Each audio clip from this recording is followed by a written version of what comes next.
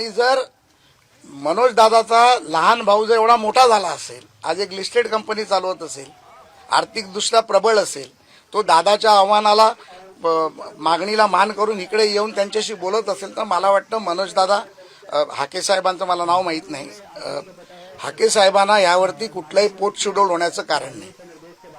आम्ही समाजासाठी करतोय. मी मगाशी म्हटलं जातीसाठी माती खायला तयार आहे. मी समाजासाठी लढतोय. हाके साहेबांचा पण कुठला गैरसमज असेल त्यांनी मला बोलवलं, त्यांचाही गैरसमज मी दूर करीन.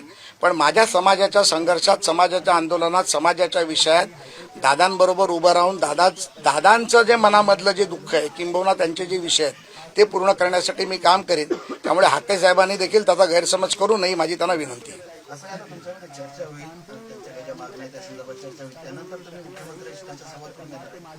नाही बघा, असं आहे, आज मी माझ्या वैयक्तिक कॅपॅसिटीमध्ये आलो. दादांशी मला वाटतं की अनेक वेळा संवाद मुख्यमंत्र्यांशी झालेले आहेत की माझ्या फोनमुळे काय दादांचा संवाद होणार आहे असं नाही. दादांनी फोन केला तर स्वतः देखील मुख्यमंत्री बोलू शकतात, एवढा मोठा दादा आहे. त्याच्यामुळे माझी आजची भूमिका तुम्ही समजून घ्या. जो सन्मान मला दादांनी दिला, आज त्या सन्मानामुळे या राज्यातल्या मराठा समाजाला प्रसाद लाडबद्दल पण एक छोटा आदर निर्माण झाला की मनोज दादांनी प्रसाद दादाला बोलवलं. तर माझं देखील आज कर्तव्य आहे की माझ्या वैयक्तिक पातळीवरती मग मी कोणाशी बोलावा हा निर्णय मी घेईन. चर्चा करीन. दादा मला जे 2-3 लोक संपर्कासाठी देतील त्यांच्याशी मी बोलीन आणि निश्चितपणे दादांचा सन्मान राहील आणि समाजाचं काम होईल यासाठी मी प्रयत्न करेन.